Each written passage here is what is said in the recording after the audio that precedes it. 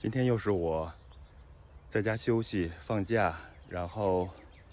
在菜园里边干点活，没什么其他的事儿，顺便带大家看看我们的大棚，看看3月份大棚里边都有哪些菜，然后这些菜长成什么样子了。这是我们其中的一个大棚，我们进来之后会先看到一些生菜，这种紫色的生菜特别的耐寒，这是去年秋天深秋的时候种下的生菜，现在已经长得很老了，我们可能已经不能要了，基本就废弃了。然后看左手边有很多的菠菜，这也是入冬前种下的，然后我们吃了整个冬天，一直到现在还是有这么多，可能我们种太多了，这个应该是吃不完了。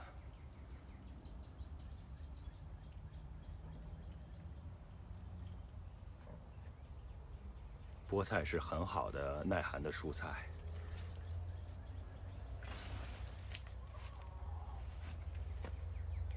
我们再往前走，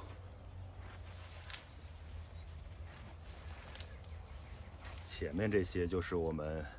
2周半以前移栽过来的莴笋，这种紫叶莴笋也是特别的耐寒，所以冷一点种下来也完全没有问题。看我们现在有这个铁丝的支撑，这是前边视频的时候做的这种支撑，就是为了冬天特别冷的时候种菜的时候，然后里边可以再罩一层无纺布，这样的话除了外边的大棚，里边还有一个就是防寒保暖的设施，这样对于这些耐寒的蔬菜在冬天最冷的时候是也可以过冬的。你看看这个2周半前移栽过来的这种紫叶莴笋，现在长得非常的好。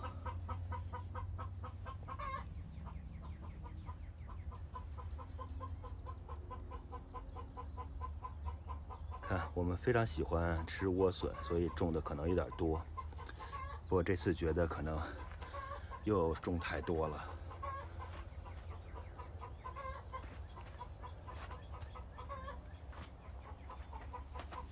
哦，看这棵已经长得很高了。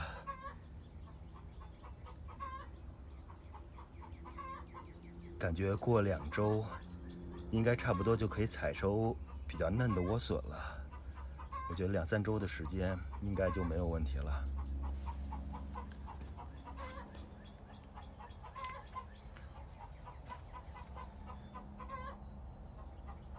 让我们换个方向看这边。这一片是大白菜，一般春天种大白菜不容易包心儿，所以可能得选对品种。不过即便是选的一些品种不太适合春天，也问题不大，因为自己吃的话，其实这种不包心儿的白菜，长大之后吧，不包心儿，然后反而是其实是特别嫩的。白菜是很好的东西，然后如果种的密，小的时候就可以采白菜苗，然后再长一些就是小白菜，然后再长大的话就是那种不包心儿前就是这种散叶的白菜，就吃起来非常非常嫩，烧汤呀都很好。然后等到包心儿以后就长成了大白菜了。不过春天即便包心儿的话，应该也不会包得特别大。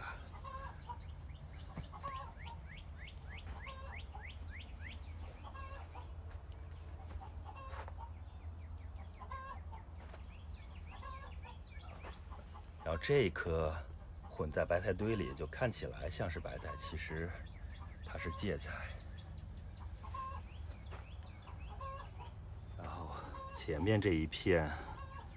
这些是我们看到白色的是撇兰，然后有一点点发紫的其实是甘蓝，就是这种锥形的圆白菜。我们看看这个撇兰，我们种的是白色的品种。要仔细看它的这个根茎部，已经有这种球状的形状出来了。它最后就是长成撇兰的球茎，然后我们吃的是这个球茎的部分。再看一下远白菜长什么样子。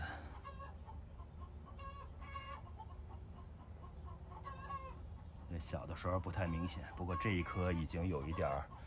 包心儿的这个倾向了，所以最后会长成很大很大颗的这个远白菜。然后中间这几颗也是芥菜。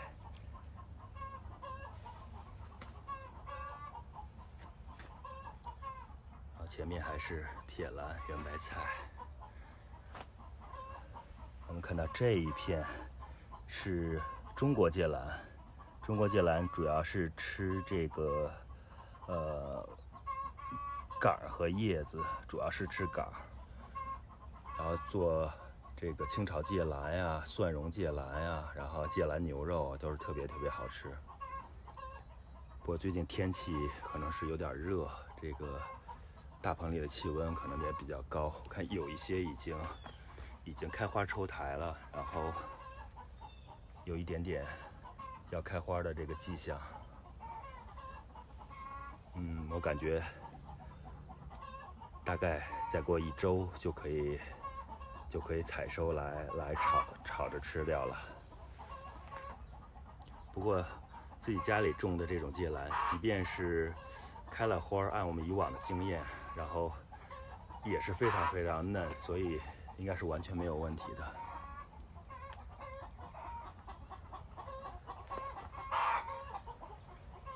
然后我们来到大棚的另一侧，现在看到的是娃娃菜这一颗，然后这2颗也是娃娃菜。前面几颗都是娃娃菜。这娃娃菜这个生长周期要比大白菜短一些，然后应该是很快就可以采收的。我感觉再过2周，可能3周吧。然后这几颗芥菜已经长得特别大了。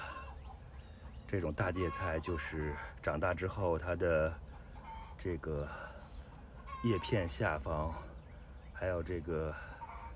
茎部会长得非常粗壮，是属于这种可以吃这个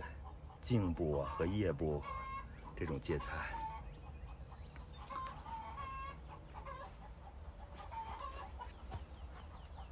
我们换个方向，看我们种了很多的油麦菜。长得非常的漂亮。看这一颗，这个2周之后，应该过2周可以采收吃，是完全没有问题的了。我们种了很多油麦菜，因为我们特别喜欢做这个麻酱凤尾啊，就是洗干净切成段，然后再配上麻酱，非常好吃。然后另外就是和豆豉鲮鱼一起炒豆豉鲮鱼油麦菜，也是我们特别喜欢吃的蔬菜。看这一片都是油麦菜。我们往前走，这有几棵生菜。我们生菜种的不多，因为我们吃生菜主要就是做沙拉呀，或者是就采叶子来生吃，或者是蘸酱直接来吃。所以一般种几棵就差不多够我们用了。然后另外就是要分批种植，因为这个生菜虽然我们掰叶子，然后它可以持续采收，但是这个长太大了之后，其实叶子也就没有那么嫩，没有那么好吃了。所以我们一般还是要分批种植。比如现在我们这个现在看到这个生菜其实已经可以采叶子来收来吃了，然后这个时候其实就可以把新的一批的生菜育苗，就开始可以育苗了。然后这样的话，等到这批生菜长得特别大，然后可能掰叶子不太好的时候，就另一批新的生菜也就可以接替上了。你再往前看，哦，现在看到的声音是我们这个滴灌定时器已经开了。现在开的是大概每天浇一次水，每次大概10分钟。这个地很湿，我可能一会儿去调一下吧，因为现在属于春天，其实可能用不了这么多水，我稍微调一下，把它改成2天浇一次。然后看这个生菜长得多好呀，现在特别鲜嫩。然后这边还有其他品种的生菜，啊，这棵也是，前面还混了一颗这个紫红色的莴笋。然后我们再回来一点，这儿有6颗萝卜。我们以前都是直播萝卜，然后今年也尝试一下，看看这个移栽的效果会怎么样。因为很多这个教学视频都说这种根茎类的植物不太适合移栽，因为如果你一不小心这个移栽的时候伤到根的话，它这个因为是长根茎的嘛，所以可能就长不好了。但是我们往年可能也没尝试吧，因为我会种挺多的萝卜，一般都是秋天种，然后撒种子，这样也就不涉及移栽了。今年是春天的时候，也顺便育了一点萝卜的苗，看看移栽的效果怎么样。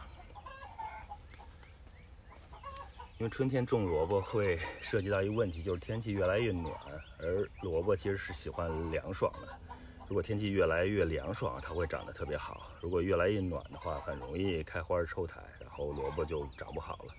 这样直接种种子的话，很可能就是最后长不成大萝卜。因为你种种子种得太早的话，天气比较冷，也不容易发芽，而且如果天气暖了发芽了，突然可能降温，就导致这个，因为蔬菜都有一个春化作用，就如果突然降温的话，像这种萝卜呀、什么白菜呀，就各种蔬菜，就是它们如果经历过这么一次春化作用的话，就很难长了，它们很容易就抽苔呀、开花啊，然后基本上就没法吃了。这是为什么我们想试一下移栽这个萝卜，因为在室内育苗不涉及到这个问题嘛。然后这个苗长起来之后呢，可能天气就没那么冷了，然后我们又是种在大棚里，所以应该就是不太有几率能让它们产生这个春化作用了。我们看这颗萝卜已经有一点点这个萝卜的形状了，我感觉这个应该是有可能能成功的。以前我们反正种各种各样的萝卜，最容易种的就是那种 Korean radish， 就是这种韩国萝卜，应该是韩国人做泡菜用的这种萝卜吧，吃起来也挺好的，然后种起来也比较好种，而且那种萝卜的那个萝卜缨啊，在嫩的时候也是挺好吃的。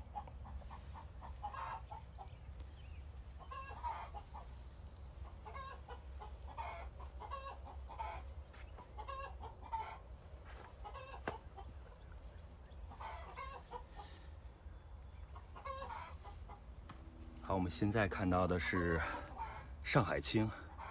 是开了花的上海青，这是去年冬天种下的，然后其他的都采收了，只剩下这么几颗吧。然后我们留着它，让它开花结种子，这样我们可以收一些上海青的种子。这颗也是。然后前面这一片是芹菜，这个也是我们收获了一冬天的。我们炒芹菜呀，或者是把芹菜做一些调味品呀，都还是挺不错的。前面几棵也是开了花的上海青。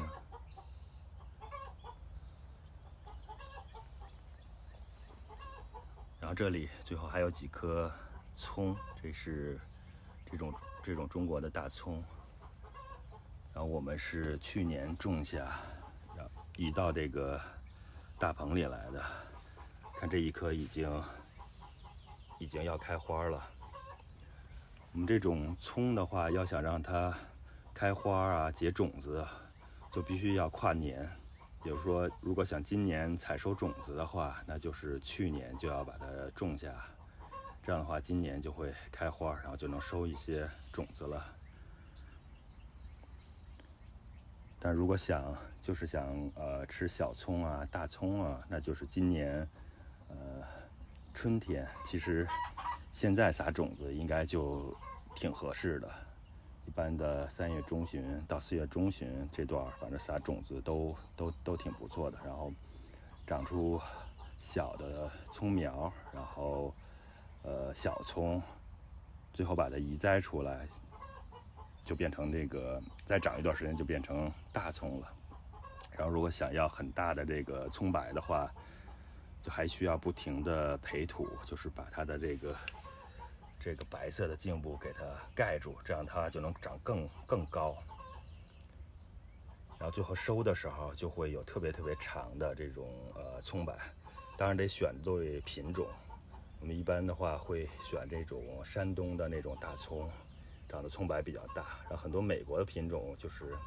你可能不管怎么弄，它都长不了那么大的葱白，就是还是跟品种有关系。不过就是移栽呀，然后培土啊，还是不管对什么品种的葱吧，就是还是能让它的这个葱白比正常会大一些，会长一些的。好，这是我们的一个大棚。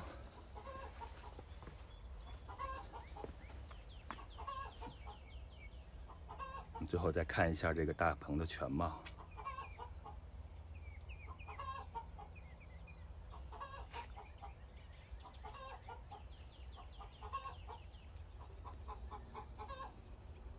建这么一个大棚还是挺花精力的，这个我花了很长的时间，都不记得多长时间了。基本上也是周末要干活啊，然后可能还得请个1周的年假，然后最后反正花挺多的精力，能把这么一个棚就靠自己一个人才能建起来。然后这个以后有时间我也可以看看能不能再做一期视频，给大家讲讲我这个大棚是怎么建起来的。我觉得有这么一个棚的话，还是非常好用的。就是冬天，不仅是冬天有蔬菜，春天呀，还有这个早春呀，或者是这个深秋啊，就是可以延长这个菜的这个生长期和收获期。然后如果要是育苗啊，或者是种一些这个黄瓜呀，这些比较喜欢在棚里面生长的这种植物的话，这个有一个棚也是非常好的。所以我觉得那个花个1周呀，或者2周啊，自己这个建出一个棚来，这个功夫还是比较值得的。大家有机会也可以尝试一下。